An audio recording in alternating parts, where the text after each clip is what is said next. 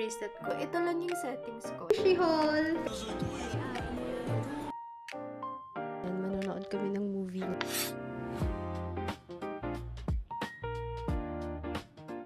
So, good evening everyone. It's Wednesday and it's already 8:40 p.m. So, I'm not sure if itong vlog na to is continuation nung vlog ko or panibagong vlog na. Kasi i-check ko pa later if sapat yung footage na na-vlog ko last week. Kasi medyo hindi ako nag-vlog last week. I'm done with work. Work from home ako today. So, ang plan ko tonight is ayusin yung table ko. Tapos, ayusin ko yung expense this month kasi sa sahod na. So, kailangan ko siyang ayusin para bago dumating yung sahod. So, tignan nyo guys yung table ko. Ayan. Kaya talaga ako hesitant na gawing makeup table din to is dahil dito, naiiwan ko talaga siya. Pero, wala naman akong choice. So, kailangan kong ayusin now. Tapos na ako dun sa binabasa ko na series. Hintayin ko na lang yung book 3 sa October. Not sure if nakikita nyo. And magre-reply pala ako guys sa comments nyo. Hindi ako nakakapag-reply kasi sobrang busy talaga with my work.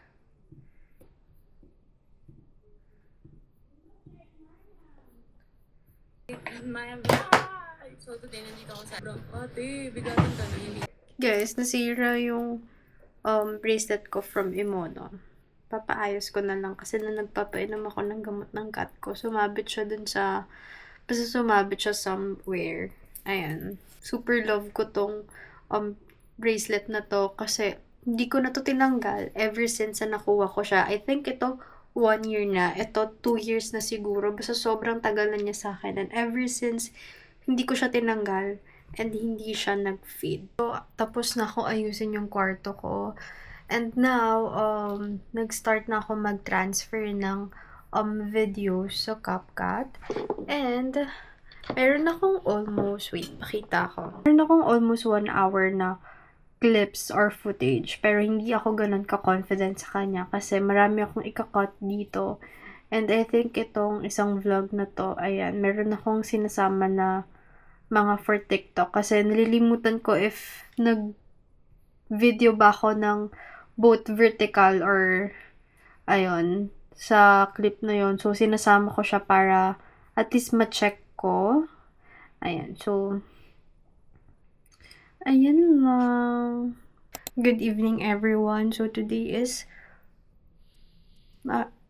Thursday na and it's dinner time actually. Parang 7 p.m. na ata. So, kakatapos ko lang maligo and parang hindi ko siya drenay ng buong buo yung hair ko. Kasi napansin ko, mas okay pag hinahayaan kong, pag i-dry ko lang yung roots and then the rest of the hair, hinahayaan kong mag-air dry. Kasi mas okay siyang ganun. Mas okay siya pag natutuyo. Kasi pag pinipilit ko siyang i-hair dryer na patuyuin, parang mas hindi natutuyo siya. But anyway, let's go down kasi kain na tayo. For dinner, nag-Jollibee ako kasi napikrave ako.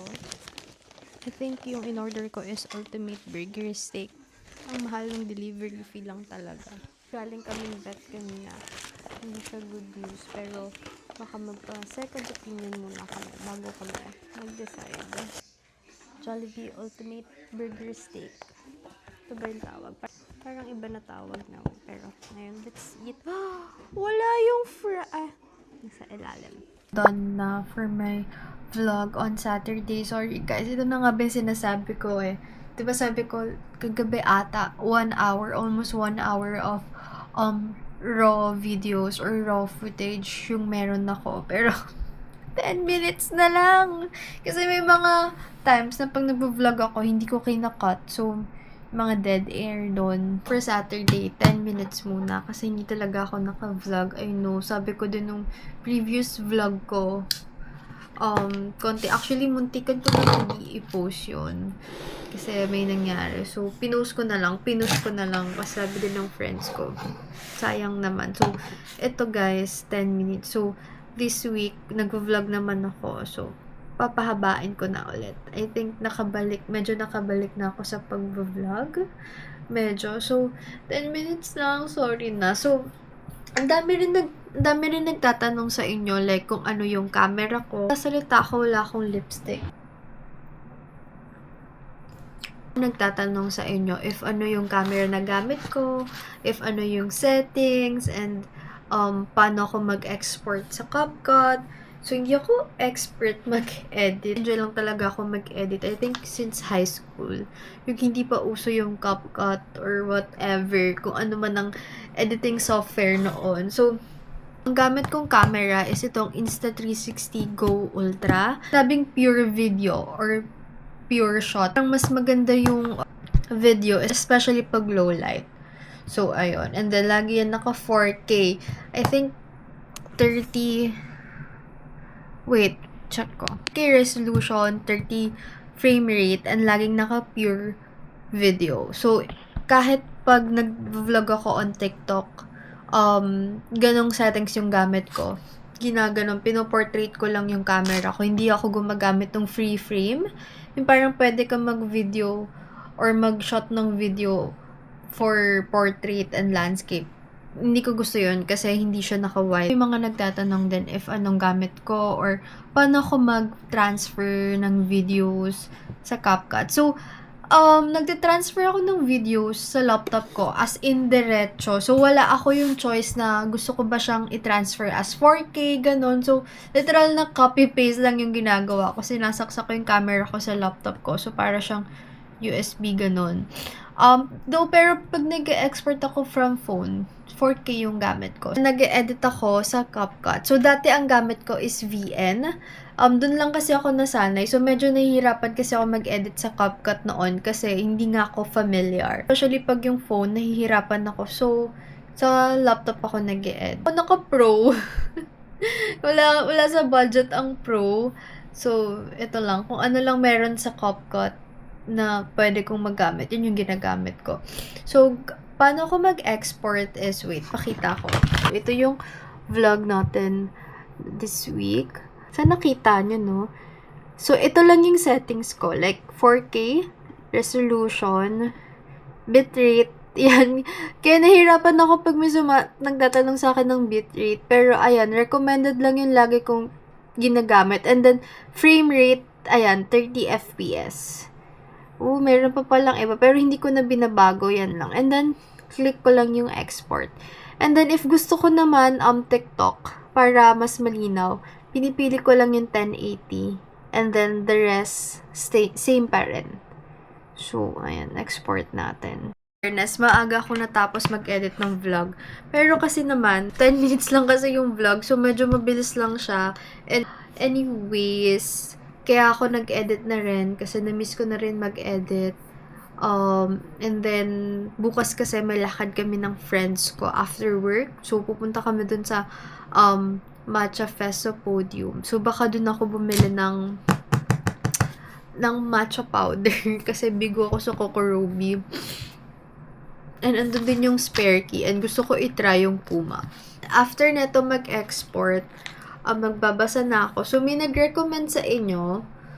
So, hindi ko pa totally na-download kasi hindi pala siya kasali sa Kindle Unlimited. Wait lang. Medyo kailangan ko maghanap ng bagong genre ngayon kasi medyo nauumay ako.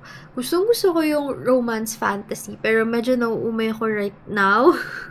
Sa dami ng nabasa ko, parang naka-anim ata akong libro. Yun lang yung binabasa ko. So, ayun, naghanap ako ng romance lang. Pero gusto ko pa rin kasi yung enemies to lovers. Pero may nag-recommend ng Picking Daisies on Sundays. Wait. Good morning, everyone. Today is Friday. TGIF na, guys. Ang bilis ng araw. So, on the way na ako sa work. So, nagdala ako ng car kasi nga, pupunta kami ng Podium later for the Matcha Fest.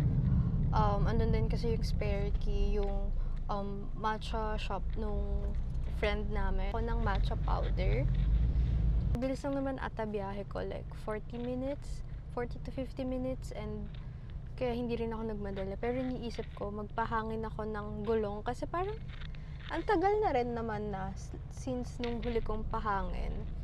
And nag-overthink ako, feeling ko flat yung gulong ko. Ako ng Hojicha kasi napuyat ako kagabi.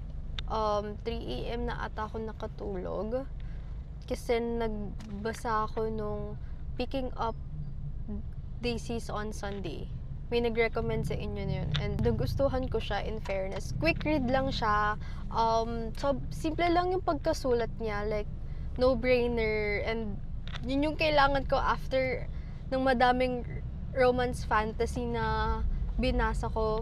I love it. Tawa-tawa at kinikilig pa ako kagabi habang binabasa yun. And 2 a.m. na, pinilit ko talagang tapusin. Kasi konti lang naman yung pages niya. Like, wala pang 300 ata yun. So, ayun.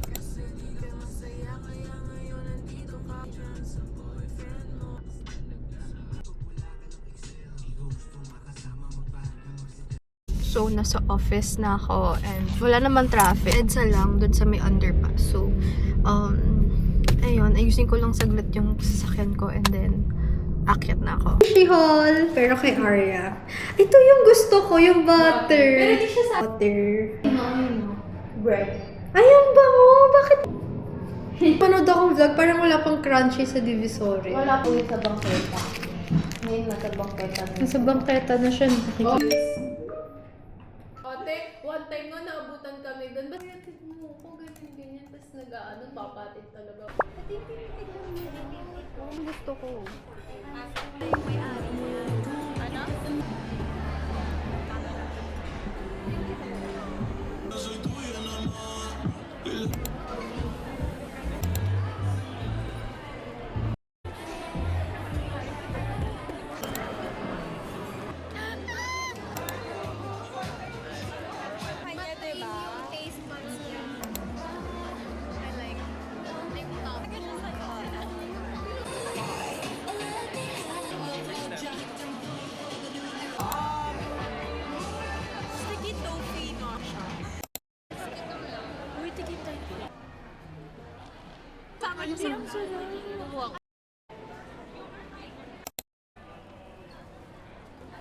Sold out na po.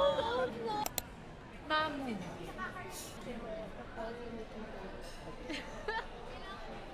Ito, ano ba yung sisig?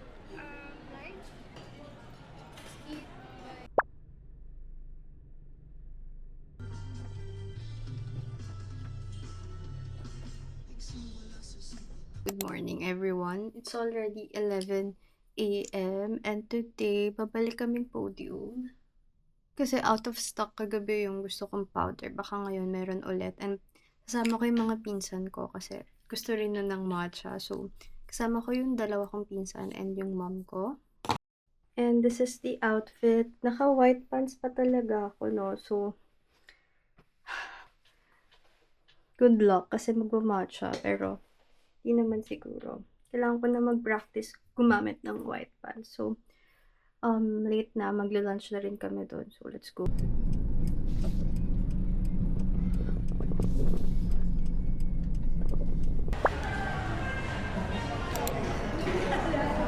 Sure naman. Or later siya ba? Sure ba? Ay, may ice cream ba to? Dami. Ayun pala, meron sa ready si ate. Actually, late lunch na kasi 1 p.m. na. Pang naghihintay ng order kanina, bumili ako ng Hojicha na powder. Kasi, nauna na ako doon kasi naubusan ako yesterday. So, naabutan ko siya. Yung order namin is sisig, kansi, my favorite, and sinigang, and may chicken din. So, let's eat. Corn beef kansi.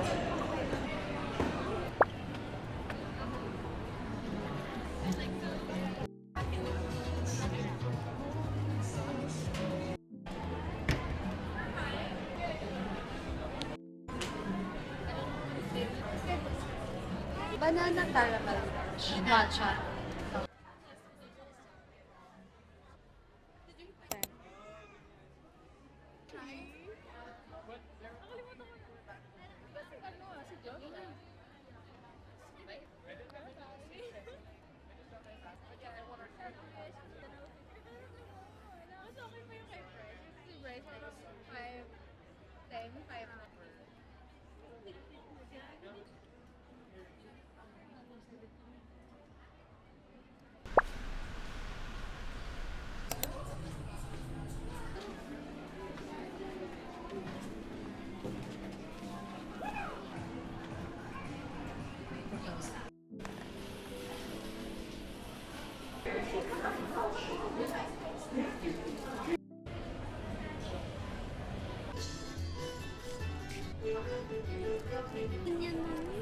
Dala ni Ate Pai mo, pinapaan niya sa akin lagi.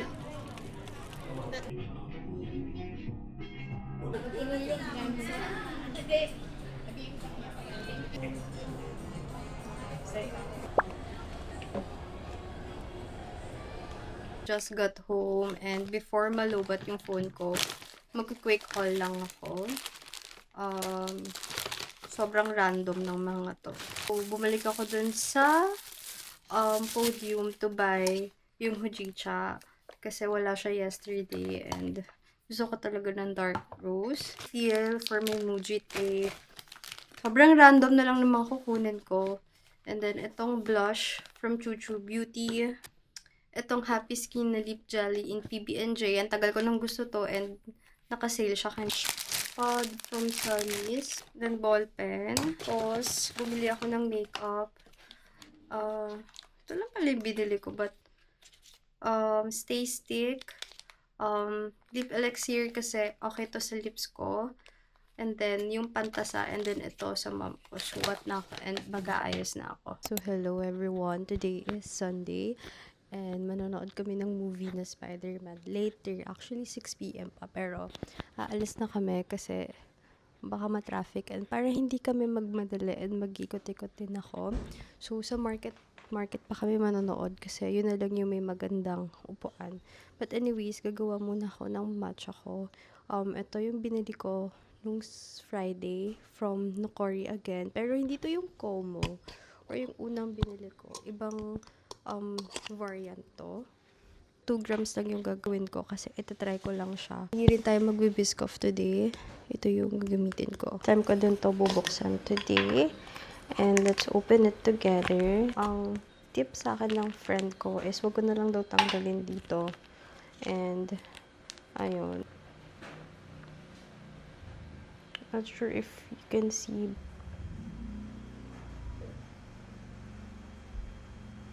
Careful lang ako kasi ang puno nito is 2.5. 3 grams to. A piece. I think 12 grams.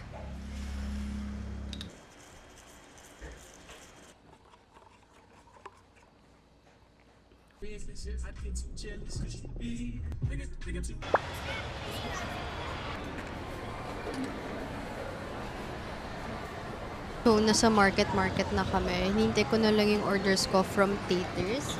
And actually, maaga pa. Kasi 5 pa lang naman and 6 p.m. And 6 p.m. yung movie namin. Pero bumili na kami ng food para hindi kami magmadali. Then yung boyfriend ko is sa McDonald's siya bumibili. So, sa baba pa yun. So, di na ako sumama.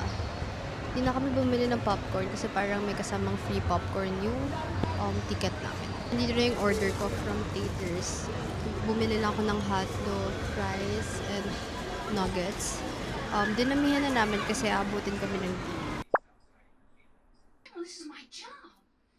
Well, you can understand, given how we started.